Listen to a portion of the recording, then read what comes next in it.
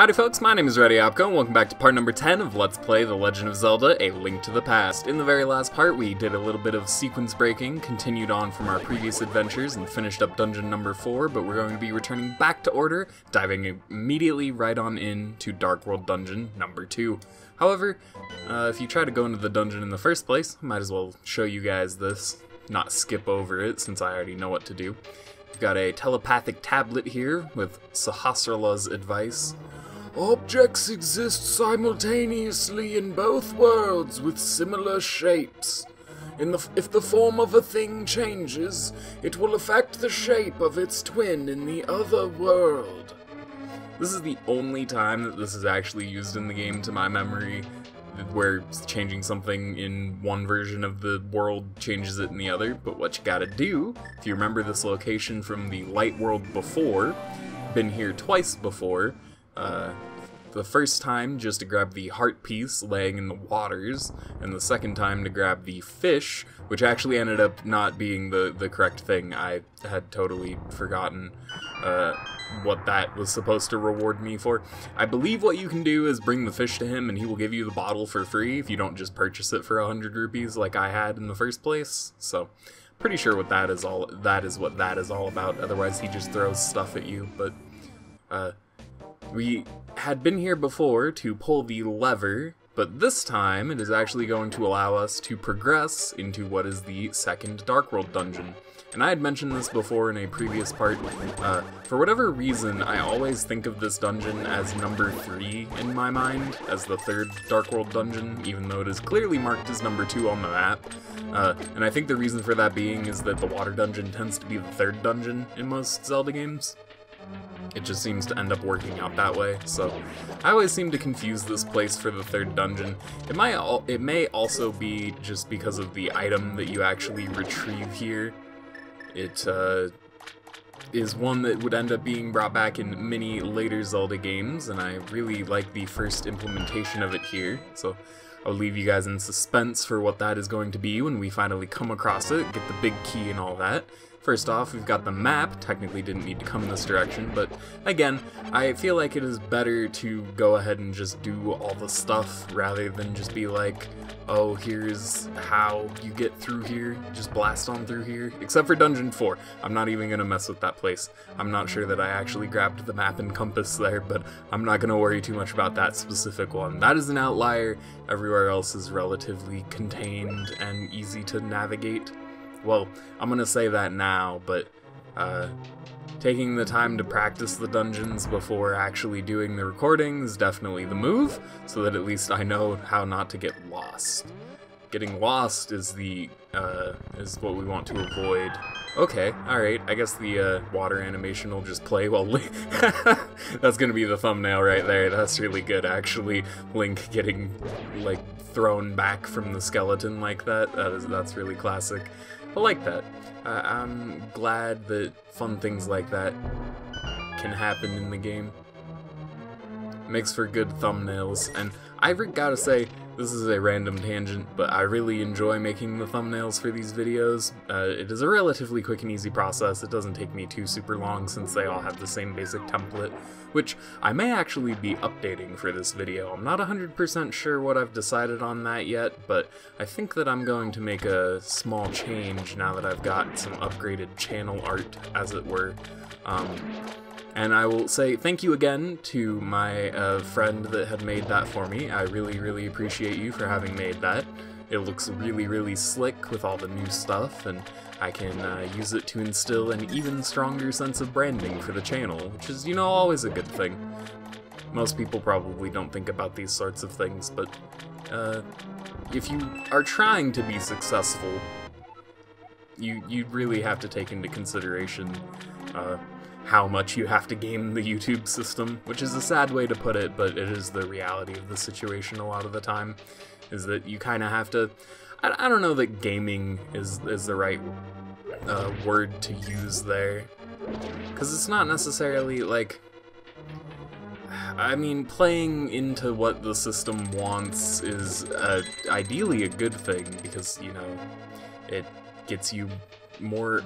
I'm not 100% sure how I want to phrase that thought, so I'm just going to go ahead and rescind that and just maintain that I enjoy, personally, thinking about these sorts of things, like actually maintaining the channel and stuff, updating channel art, doing all of these things, from making thumbnails. It just gives me a sense of calm and joy that no other hobby really does.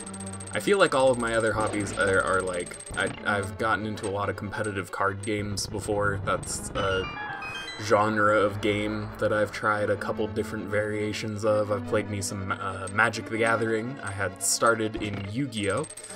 This is important, I'm just going to make a note here. You want to flip the switch back to red and not take this bottom path here. I know it's really, really tempting to do that, but just trust me, keep this switch red and go back the other way.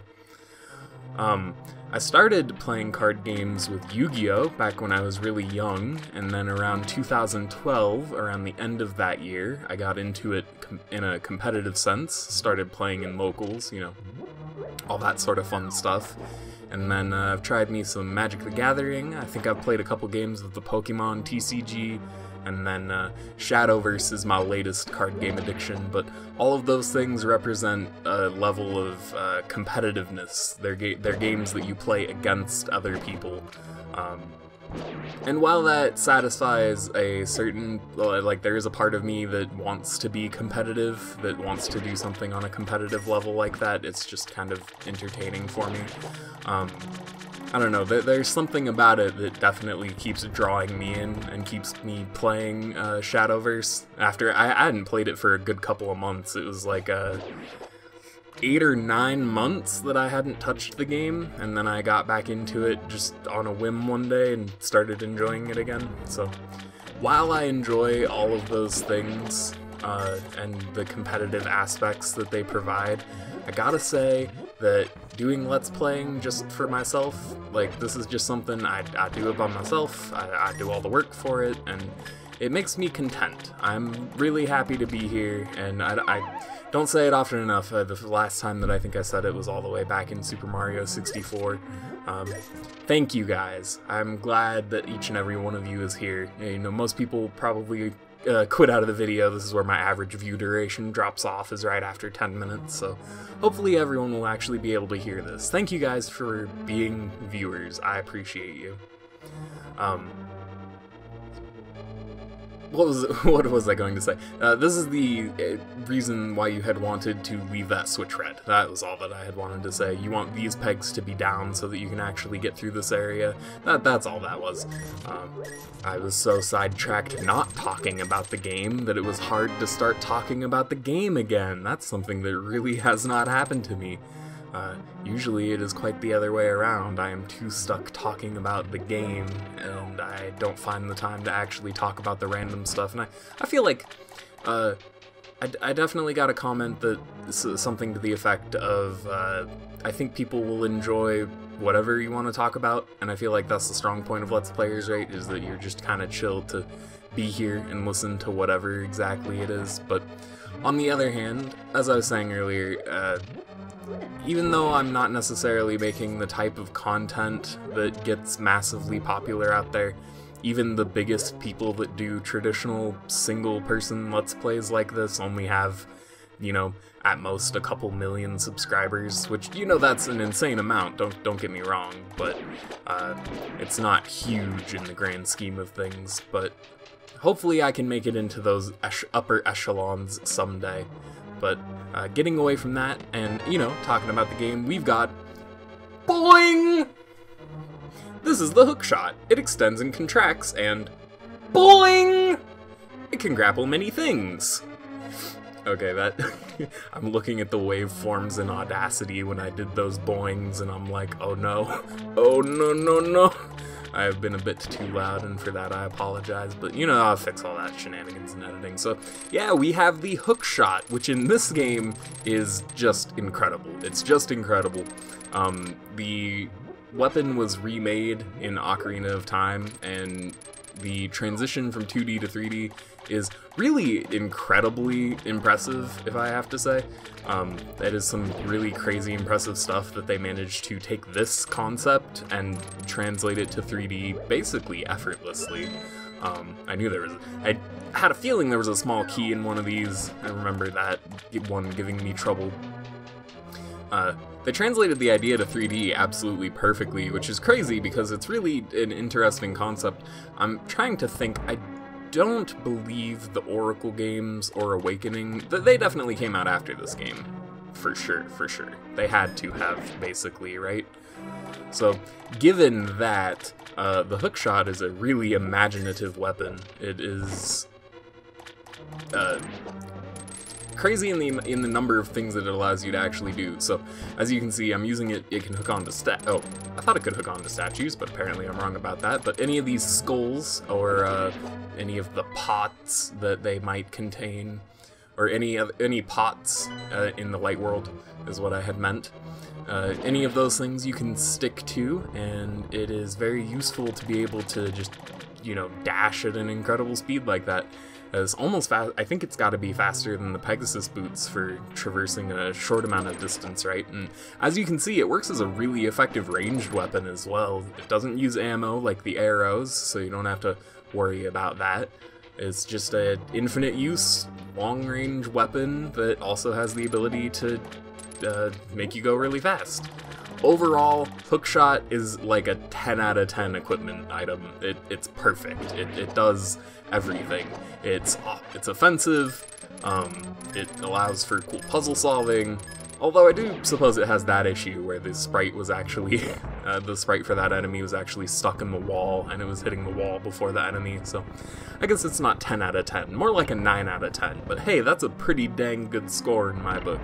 9 out of 10 is almost perfect, and I feel like people forget that far too often. In general, the scale of rating things 1 to 10, I feel, is fairly flawed, if I had to say so myself. It isn't necessarily the most helpful for actually rating things. And what I mean by that is, if I'm remembering correctly, rating things out of 10, you tend to bias towards the higher numbers. And it's very rare that you will actually see something given a score of like 1 to 2 out of 10. People are very reluctant to give extremely low scores like that. Even to things that may, you know, be just as broken as the because you have to release something that is really terribly broken on multiple levels to get those kinds of scores.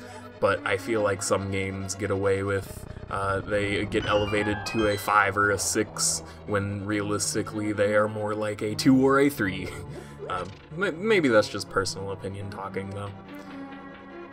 All that said, is this going to lead me to a new area? Yes, it is. Yes, it is. This is actually where I had stopped doing my practice run of the dungeon because I figured that I would be perfectly fine. I would no longer need any assistance. However, it looks like there's actually a good chunk more of the dungeon than what I had stopped at. You know, I think that's relatively okay, though. It is fairly linear from here on out, if I'm remembering correctly. Although, man, the enemies in the Dark World do not hurt any less at this point, though. I'm really excited for us to actually get into, I believe it's dungeon number 5, if I'm remembering correctly. Dungeon number 5 is going to contain a very helpful upgrade. Actually, oh, of course, here I am hitting the map button expecting to see, you know, the world map, and then getting immediately booted right on back out.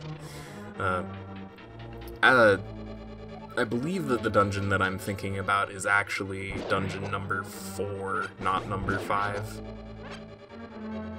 Although, I'm now... Oh, wait, okay. I am an idiot. We've already done dungeon number 4, and I am clearly getting the order of things wrong. Yeah, so dungeon number 5. You know, who knows? We may end up going over there and doing that instead of doing dungeon number 3 after this. the options are effectively limitless to us at this point. So if we check our compass, we can see that right behind this door is indeed going to be the boss of... I don't actually remember the name of this level. Excellent. I didn't look it up again. I have failed you all in my quest to name all of the dungeons, most unfortunately, but either way, we are finally at the boss for Dark World Dungeon number 2. Let's unlock this door, get on into things. Okay, sorry for the cut. I went ahead and actually took the time to look it up, because as soon as I came upon the icon for this particular boss, I immediately remembered that I didn't remember his name either, and I wanted to get both of those things correct. So this is the boss of Dark World Dungeon number 2, the Swamp Palace, Argus. He's immediately going to start attacking us, although doesn't seem to really be all that threatening at this stage. He's just kind of floating around, although he's going to do obnoxious stuff like that at us. So, as any good Zelda dungeon player, we are going to use the dungeon's item to quickly take down the boss, and with the help of the Tempered Sword, these guys actually go down in a single hit after you grab them, which is immensely helpful. I think it's actually 3 hits with the Master Sword. It may only be 2, but still, you're only really going to be able to get 1 off before they rejoin the main mass with the jellyfish guy here. So, getting the Tempered Sword at the point that I did, I highly recommend you doing that. It is simply so useful for everything you're going to be doing in the Dark World. And I'll mention again, faster we kill enemies, the less time that they have to actually kill us. So I'm trying to get this last puffball, and as soon as we do, I'm going to switch off of the hookshot to our trusty boomerang, because you guys know what this is for at this point, I would hope. Because once we get rid of that last puffball... Oh, there we go. I think me pausing the game actually caused him to bug out just a tiny bit. So Argus is then going to attack us by trying to ram into us, but thankfully we have the power of the Tempered Sword and we can just stab him in the eyeball. So overall, this isn't the most challenging boss, although I'm definitely biased in saying that, given that I actually got the Tempered Sword at the stage that I did.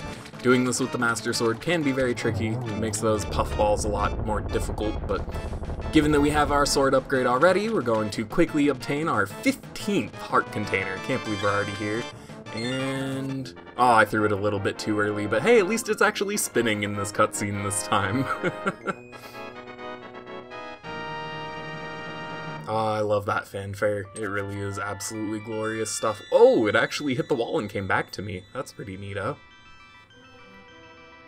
Alright, got it. Oh, you know, it's actually really cool. Link is standing in the water still in this cutscene. That's cool that that effect stays on his character. It looks really cool, actually. Okay, clear my voice. Gotta do the thing. You guys know the thing.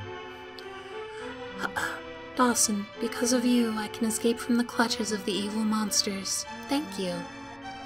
The Triforce will grant the wishes of whoever touches it as long as that person lives. That is why it was hidden in the Golden Land. Only a select few knew of its location, but at some point that knowledge was lost. The person who rediscovered the Golden Land was Ganondorf, the evil thief. Luckily, he couldn't figure out how to return to the Light World. Well, remember that you have magical powers, which only the hero can make the most of. There are some other magical warping points like the one you saw on Death Mountain. By using them, you can go between the two worlds and find the evils hidden in the Dark World. You are the only one who can destroy Ganondorf, the thief. No, Ganon, the evil king of darkness. Do you understand? That was actually quite a bit to take in, but I think I comprehended all of that. May the way of the hero lead to the Triforce. Ah, look at that full life meter. Doesn't that look so good? 15 out of 20 hearts just sitting there all clean and pretty.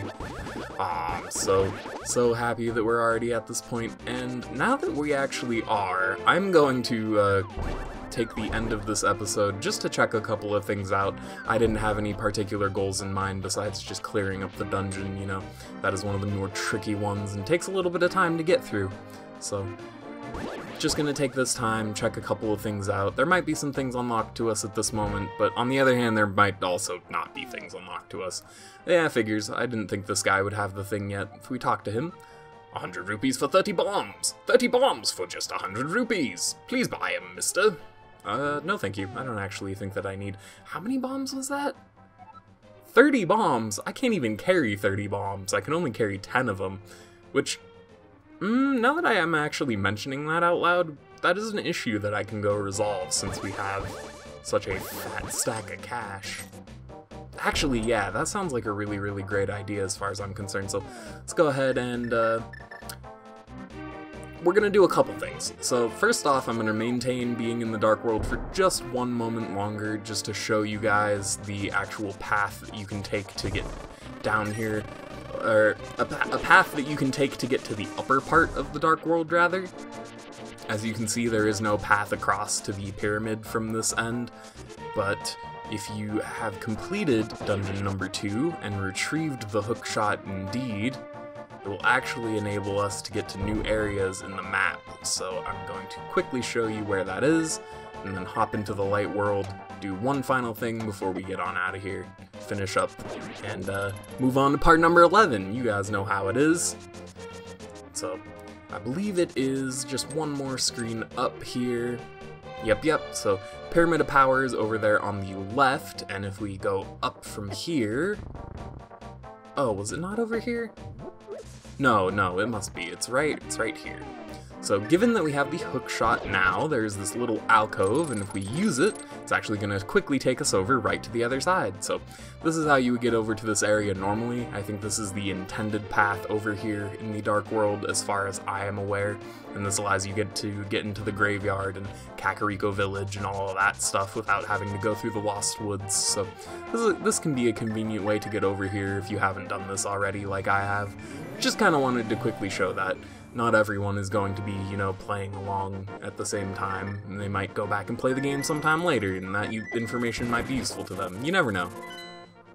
So we're gonna hit our duck friend and hippity hop on down to number 8 here, because in the Light World version of Lake Hylia here, if we swim on up, we haven't actually explored this area yet, I don't believe, which is very interesting. So just really quick while I'm here, we're going to quickly be passing by it, but there is a portal to the Dark World, and I'm going to save myself the trouble of doing the sidebar transition and actually not go through the portal. I was going to show you what is through there, but just showing you that the portal is there is good enough as far as I'm concerned.